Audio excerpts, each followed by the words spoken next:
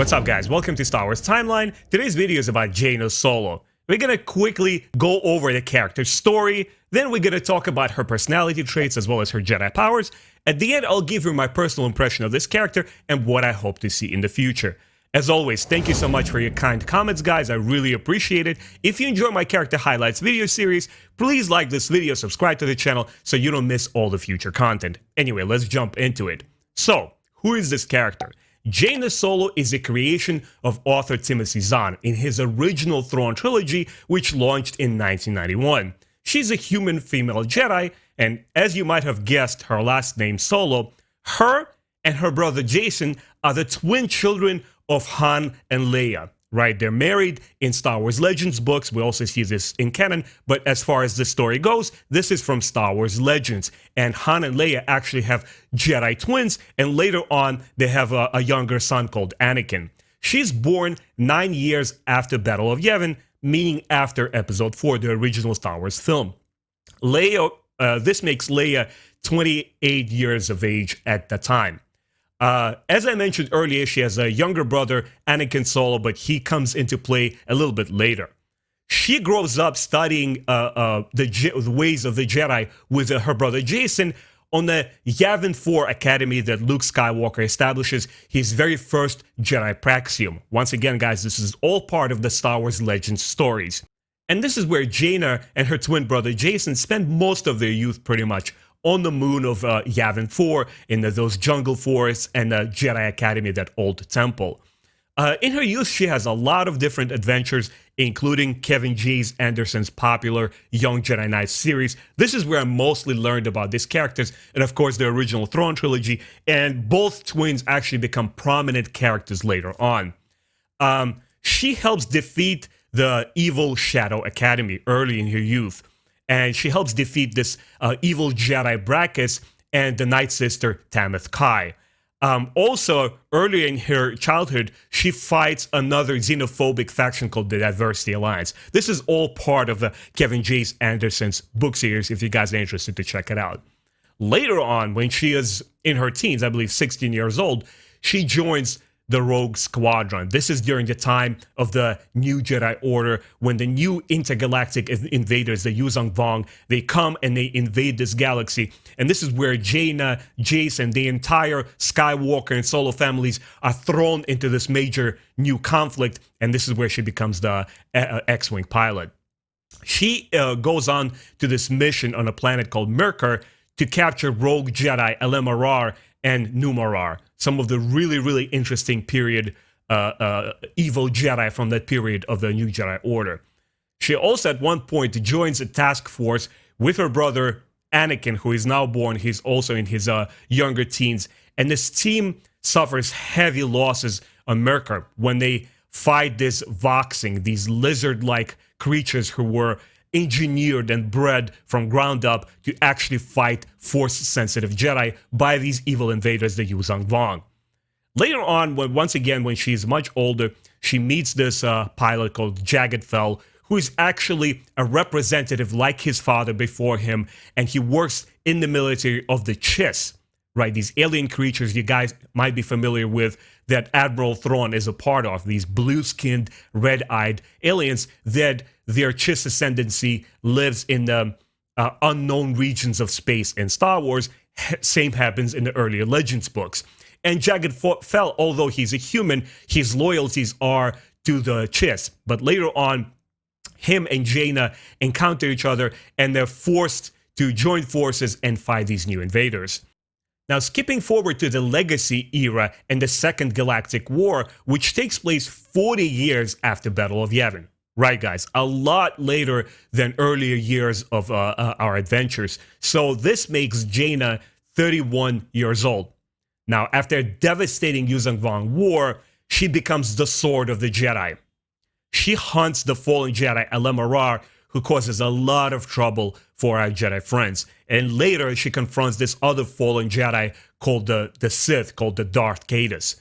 She finds Boba Fett. She searches him out, and she finds him back on Mandalore, where Boba Fett assumes the role of the leader of his tribe. The guys, now keep in mind, this is a very different Mandalore, the planet, And this is very different Boba Fett, the Mandalore, from what we see in Star Wars canon, and even what we see in the Clone Wars. Because when George Lucas adapted the Mandalore planet into his canonical representation in the Clone Wars series, it's quite different from what we read in the Legends books and what Karen Traviss established. She's the author who worked a lot on Mandalorians and also representing the culture and telling us about their planet, Mandalore.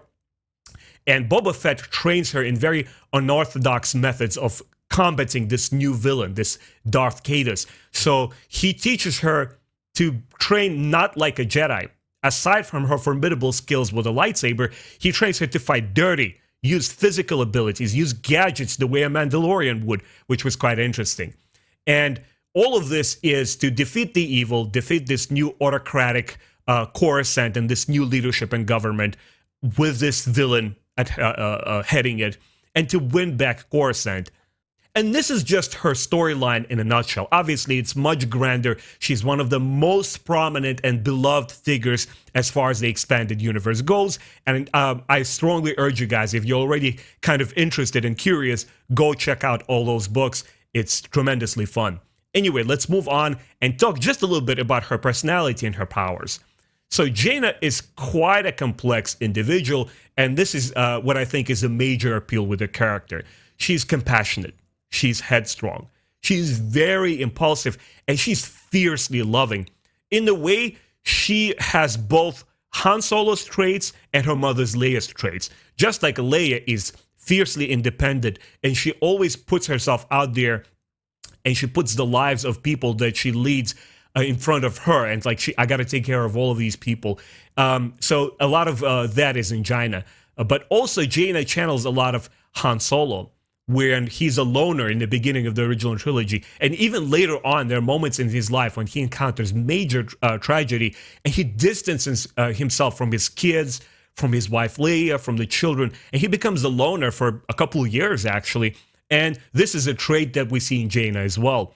When she is traumatized, when she's hurt deeply, and she doesn't know how to deal with all of those emotions, she actually distances herself from her friends and family.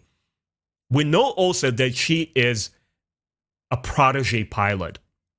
At 16 years of age, she has this really cool contest when Lando Calrissian invites them over to his new facility that he establishes called Lando's Folly. And they go and fly through asteroid fields. And even though they discover the results, the scores of their racing much later, Jaina actually gets the highest score ever in that course, which was actually quite amazing. And it tells her of her piloting abilities, which both Lando Calrissian and Han Solo admire a lot. Like, look at the 16-year-old kid. She's so proficient with flying. She's obviously a protege. We also know that Jaina is a gifted mechanic, although not as gifted as Jason. No, I'm sorry, Anakin. My fault, guys. I'm getting it twisted. It's been so long since I read it. Even though not as her brother, but she's still very proficient with mechanics. And at some points, we see her working on her own X-Wing, knowing that she can repair things on her own. She's also naturally gifted with telekinesis. Now we're getting into her Force abilities. She knew how to move around objects very efficiently from early age. She also has the power of the healing trance, and we see that she uses that ability to help her recover during the Yuuzhan Vong tortures. Remember, I mentioned these intergalactic invaders which thrive on pain, and they inflict pain not only on themselves, because that's how they believe every living being should experience life and experience reality. They inflict pain on their captives as well, and this is what Jaina goes through, and her healing trance helps her heal. We also know that Jaina is in control of another rare Jedi ability, which is called mind control. During the Yuuzhan Vong War, she healed a genetically altered Tahiri Vela, another very prominent Star Wars character in the Legends books, this young and capable Jedi female who is caught by the Yuuzhan Vong, and they do these terrible experiments on her. They twist and fragment her personality, making her believe that she's actually a Yuuzhan Vong warrior to send her back and fight Jedi, which is very twisted, very devastating, traumatic experience. But using mind control, Jaina helps her reassemble her personality. Even though it's not fully and completely healed, she still helps her friend recover. And also, another component of that skill is that Jaina, being already very close with her twin Jason, understandably, just like on a biological level, she also shares this mind meld technique with Jason, that the two Jedi joining forces and their focus and their minds to work cohesively as one unit in the most effective and proficient way. And once again, I mentioned this because during their mission on Merkur, Jason and Jaina are fighting together these evil voxing reptiles, and at several points in the story, both Jason and Jaina resort to that mind meld meditation. We also know that Jaina is a very formidable lightsaber duelist. Think about it. She was trained by Luke Skywalker. She was trained by other prominent Jedi in the books. But she was also trained by Boba Fett. And like I said before, she's trained to fight, to anticipate what a Jedi would do. Would almost think about ninjas versus samurai, where samurai would have this very ritualized way of combat, right? They're very reserved, and there's protocol, and you have to be respectful of your opponent, and the way that you withdrew your katana and the way that you approach your opponent, there was high protocol and kind of civility to it. Ninjas didn't care. They were infiltrators, they were guerrilla fighters, and their whole idea of fighting was, hey, what gives me a victory? What kind of tools and gadgets I could use to defeat my opponent? I don't care about, honor. My idea is to kill my opponent, get the mission, fulfill it, and bounce and get lost. And this is how Jaina trains to fight. Not only she's formally trained, formidable lightsaber fighter, she also knows how to fight dirty. And of course, all of that culminates in a very, very dramatic duel against this new threat, the evil Darth Caedus. So this is her personality traits and her abilities in a nutshell. What was my impression of this character?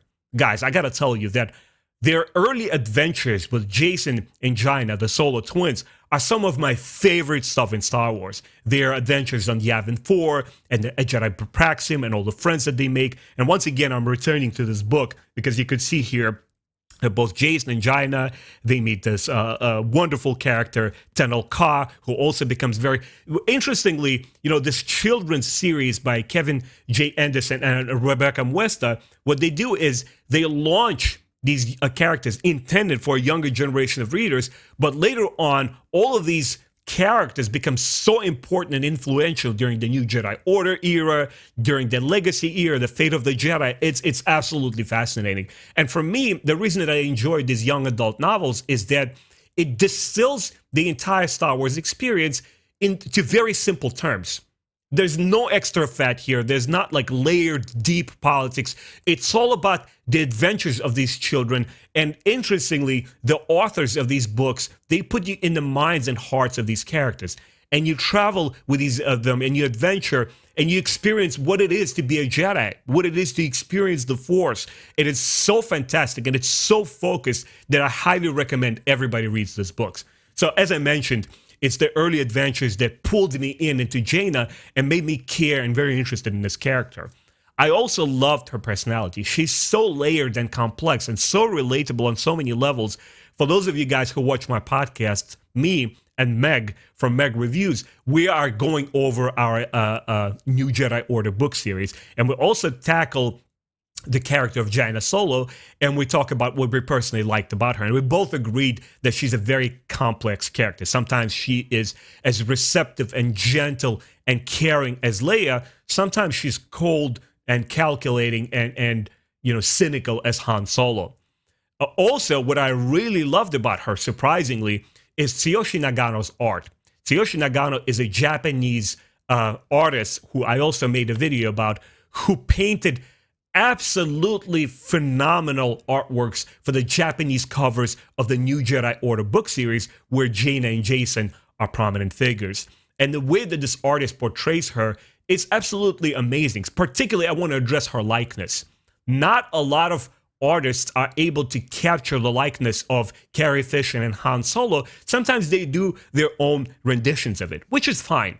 But Tsuyoshi Nagano, when he portrays Leia, you instantly recognize Carrie Fisher. When he portrays older Han Solo, and guys, mind you, this is late 90s, early 2000s. When you look at the aged Harrison Ford from the art of Tsuyoshi Nagano, and you look at Harrison Ford from the Force Awakens, It's staggering how much he calculated and captured of what Harrison Ford and Han Solo would look like in his later years. And when it comes to Jaina, he takes both of those personalities, those visual likenesses, and he merges them into one. And when you look at Jaina, I was like, yeah, she kind of looks like Carrie Fisher / Leia's daughter. It's absolutely fantastic. I just Googled New Jedi Order Tsuyoshi Nagano art, and you will see a lot of those covers. Also, I loved her role in the major events in the New Jedi Order and Legacy series. Without her, you don't have those books. Without Jaina being as a major device for storytelling, they just would not work. And when she becomes the Sword of the Jedi, I know for a fact that a lot of you guys who are watching this video who know exactly what this concept of the Sword of the Jedi stands for. You probably like just having goosebumps, not because I'm an amazing, exceptional video creator, but because what that story means to you. Like, oh my God, yes, he's talking about it, you know, Jaina Solo, heck yeah. And a lot of the expanded universe fans are kind of upset when Lucasfilm announced and Disney announced that in 2014, they no longer will continue telling these old stories that a lot of us loved. Partially, there was this new book trilogy that was called The Sword of the Jedi, where it was supposed to feature Jaina Solo prominently in her own book. And when it was canceled, a lot of fans like, oh man, this really sucks. You know, we really hope that, you know, Lucasfilm and Del Rey, they changed their minds. And at some point in the future, they'll continue the Legends books, which I would be on board. I would be happy if they do it. I mean, I'm a huge fan of the current canon, but who would be against wonderful stories that we got through Legends? And to finalize my impression, to say that her climatic battle with Darth Caedus is some of the most powerful, heart-wrenching, emotional stuff I've read in Star Wars. It was just, I was so invested into it. And I think partially because I've read all the books leading up to it. I was reading it all chronologically as these books were coming out. You know, you start with early adventures, you see them as kids, and then you see these characters evolve and grow and go through grueling hardships, emotional and physical traumas. They see two wars. Luke, Han, and Leia fought so hard to protect their kids against the darkness and tragedy of the future events, and yet these major wars come back again, and at the end it culminates in this great, great battle, this great duel. Guys, just talking about it just gives me goosebumps. Such a powerful battle. So at the end, I'd like to say, what are my hopes for the future? It is very obvious that it's practically impossible to write the Solo twins into the new canon. I don't see it. We have Ben Skywalker, a character that the new film creators and Star Wars Story Group created for a new generation of fans. And that's what we have right now. Love it or hate it, Ben Solo is the son of Leia and Han Solo. Unless they just somehow forgot to mention the other twins that are somehow in the story. It's very, very unlikely. I see the only way that Jaina could possibly come back is if Disney opens the gates and says, well, hold on a second. The Expanded Universe and Legends books still have some fans. I personally don't know how much of a big of a fandom it is, if those books would sell or not. I'm no expert by any account, but I would definitely pick them up myself. It would be enjoyable to see a story which is not canonical anymore continue. And those fans who dislike the new content could say, well, you know what? I like the Expanded Universe more. That to me represents the Star Wars that I like. And if you continue those stories, I will continue treating it as the real Star Wars. I will support your new books. It is good for Disney. It is a great olive branch. It supports the old school fans. Why not? I don't see a reason for them not to do it. So that's one potential way of doing it. Another way of doing it is if you create a non-canonical Disney Plus series like they did with Visions. It's a fantastic experiment. It gives the storytellers as well as the audience the ability to take all of that stress off and all the anticipation and expectations away. Like, well, is it canonical or is it not? Where does it fit in the greater story? Like, who cares, man? Just give us an animated TV show that features the Jedi Solo twins and just quickly mention or market it in a way it's like, hey guys, by the way, this is not part of the main canon. Treat it as something as an alternative universe. We're bringing fan favorite characters from the past. We're giving you a non-canonical Star Wars show. If you ask me, is it possible? 100%. It already happened. We got Star Wars Legends, right? We even got the non-canonical book which came out, which is based on the duel, the episode from the Visions. So once again, it's very possible. A third option, once again, if you guys remember the popular video game fighting series called Soul Calibur, they would pull Star Wars characters like guests and pop them and put them in a fighting video game, which is quite popular. Sometimes you would put a movie character or somebody from a franchise like Star Wars, and you would put them without any particular story into a video game. So just imagine, just bear with me for a second. Imagine if LucasArts commissions a company to do a fighting video game with Star Wars characters. And then you could say, here is the main selection part where you have canon characters, like Ki-Adi-Mundi or Mace Windu, or Obi-Wan Kenobi, or young Anakin Skywalker. Boom, that's your set of characters. And in another half, you say, well, these are Legends characters. You follow me? That's another story-driven video game. It's a fighting game. And you could say, these are Legends characters. We're going to give you Jacen Solo. We're going to give you Corran Horn. We're going to give you Mara Jade, who actually appeared in one of the old-school Star Wars fighting games. You could do it this way. I don't think that we always constantly have to follow a very rigid canonical representation of Star Wars. That's my thing, and I hope they do it in the future. Anyway, guys, thank you so much for tuning in. Please let me know in the comment section below, what does character of Jaina Solo stand for you? What does she mean? What do you feel if they bring back classic characters like Jacen and Jaina and even Anakin Solo back into the canon, or if they do a non-canonical story? I would love to hear all of it. As always, thank you so much for joining me. I'll see you guys next time.